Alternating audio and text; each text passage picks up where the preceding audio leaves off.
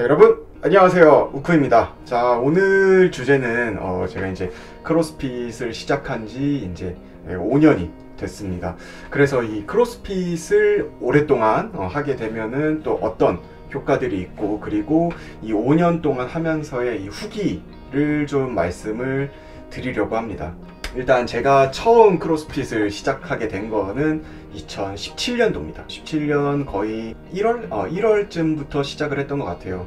그때 당시에 이제 체중은 한 108kg 정도가 됐었고, 당연히 턱걸이 한 개도 못하던 시절이었습니다. 그래서 왜 내가 크로스핏을 시작하게 됐냐라고 많이 이제 물어보시는데, 저 같은 경우에는 이제 소방관으로 이제 생활을 하면서 내가 이렇게 살이 쪄도 되나, 직업에 대한 자부심은 있는데 저에 대한 이 자신감이 없는 거예요.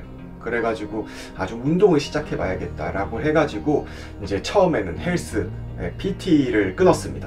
사실 PT의 부분이 저랑은 너무 맞지가 않았어요. 저는 일단 혼자서 이렇게 운동하는 거를 굉장히 싫어하는 타입이었고, PT에서 이렇게 운동 방법을 열심히 알려준다기보다는 계속 식단, 나는 먹기 위해서 운동을 하는 사람인데 계속 식단을 강조하다 보니까 이게 조금 운동을 하기 싫어지더라고요. 그래가지고 이제 거의 돈을 많이 투자했지만 효과를 거의 보지 못했고, 그러고 나서 이제 주변 동료의 추천으로 인성이 형 고맙습니다. 그래서 크로스핏을 처음 시작을 하게 됐습니다. 그래서 처음 시작을 하러 갔는데, 지금의 저희 락스테디 헤드 코치님께서 가장 최하위 수준인 레벨로 설정을 해가지고 저를 운동을 시켜 주셨었어요. 하지만 저는 거의 젖은 문턱을 밟고 돌아왔죠. 너무 힘들었습니다. 그런데 이게 근데 사람들이랑 다 같이 막 이게 운동을 하다 보니까 좀 재밌는 거예요. 너무 힘든데.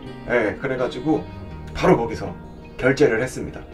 그래서 결제를 하고, 근데 크로스핏이 어쨌든 헬스장 비용보다는 좀 비싸요. 그러다 보니까 이제 사회 초년생이기도 했고, 제가 돈이 너무 아깝다는 생각이 들 수밖에 없죠. 비싸니까. 그래가지고 하루도 안 빠지고 나갔습니다. 크로스핏 체육관을 하루도 안 빠지고 나갔는데, 이게 이제 크로스핏 같은 경우에는 매일매일 똑같은 운동이 없어요. 매일매일 다른 곳에 막 근육통이 돌아가면서 생기는 거예요. 그러고 나서 제가 딱 3개월 딱 버텼거든요. 근데 그 이후로부터는 일단 살이 너무 많이 빠졌고요. 그리고 이 운동이 아니면은 다른 운동은 내 운동에 관한 이 충족을 못 시켜준다라는 이런 생각이 들게 됐던 것 같아요. 그래서 3개월을 버틴 이후로 계속 이 운동을 하고 있었고, 그리고 저에게는 부상이 좀 많이 있었습니다. 부상이라기보다는 그냥 몸이 안 좋은 거죠. 그래서 저는 일단 척추 분리증, 이부증 두 가지가 있고, 측만증을 갖고 있고요. 그리고 디스크도 갖고 있습니다. 이 네 가지 질환을 허리에 갖고 있었고, 그리고 왼쪽 무릎에 연골연화증. 그래서 사실 제가 농구를 정말 좋아하거든요. 근데 농구나 이런 축구, 구기 종목을 정말 좋아하는데 이것만 하고 나면은 어쨌든 이 농구, 축구 같은 경우에는 방향 전환이 굉장히 많은 운동이잖아요. 그러고 나서 이 왼쪽 무릎이 굽혀지지가 않아요. 너무 아파가지고. 그 운동만 하고 나면은 이제 반신욕을 하면서 거기서 계속 무릎 마사지를 하면서 이 무릎을 계속 천천히 접었다가 천천히 폈다가 이런 결을 계속 했어야 되는 상황이었어가지고 좀 이제 더 이상 구기 종목은 내가 못하겠다, 그런 싶은 생각이 들었고, 근데 크로스핏 같은 경우에는 이렇게 좌우 운동이 아니고 상하 운동이 많죠. 스쿼트, 이런 클린, 아니면은 스네치, 이런 동작들은 이제 좌우 운동이 아니고 상하 운동이 많다 보니까 이 운동을 했는데 무릎이 아프지가 않은 거예요.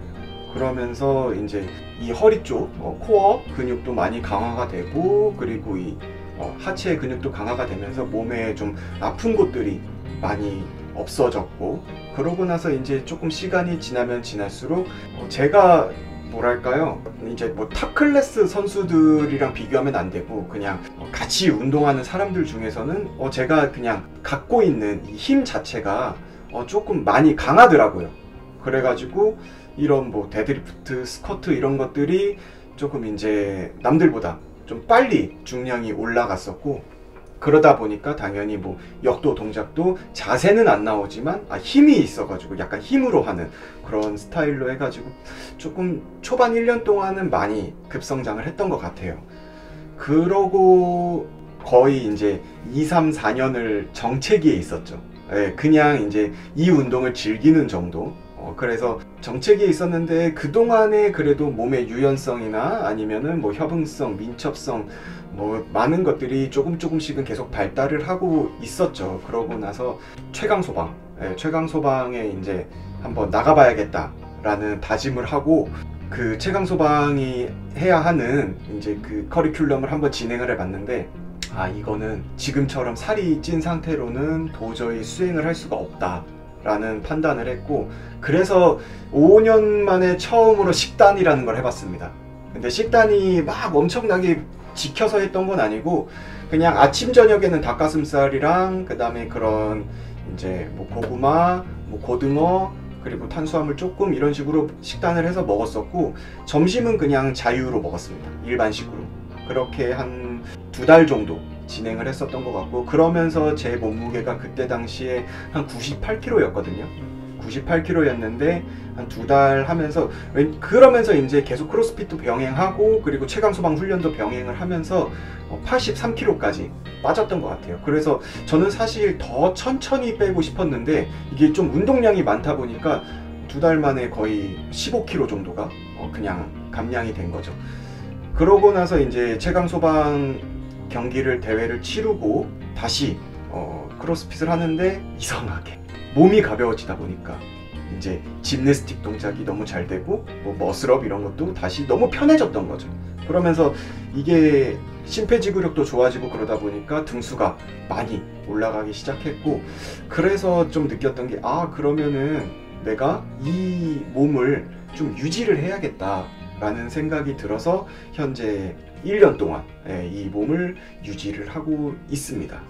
그래서 이제 제가 5년 동안 하면서 느꼈던 점은, 일단 저처럼 식단을 하면서 살 빼기 힘드셨던 분들, 그런 분들은 초반에 크로스핏이 참 좋은 것 같아요. 왜냐면은 크로스핏을 식단을 하면서 하시잖아요.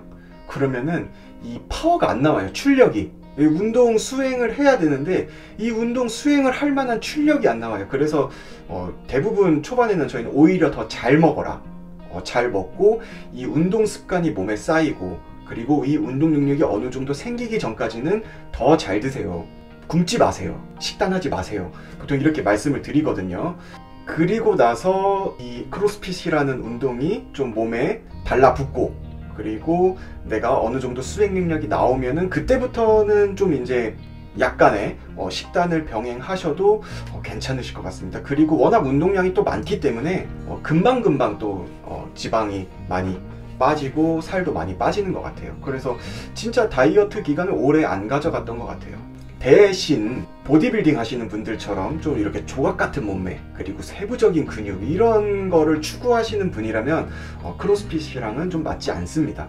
크로스핏은 이제 약간 이런 몸을 만드는 이런 운동이 아니고 몸의 기능적 부분을 조금 더 발전시키고 운동 수행 능력을 발전시키는 운동이기 때문에 이제 몸을 만들려고 하시는 분들하고는 조금 안 맞는다는 거, 그거를 참고해 주셨으면 좋겠고, 그리고 이 크로스핏을 이제 5년 정도 하면서 실제로 저는 화재 현장이나 아니면 다른 이제 출동에 나가서도 많은 도움이 됐습니다.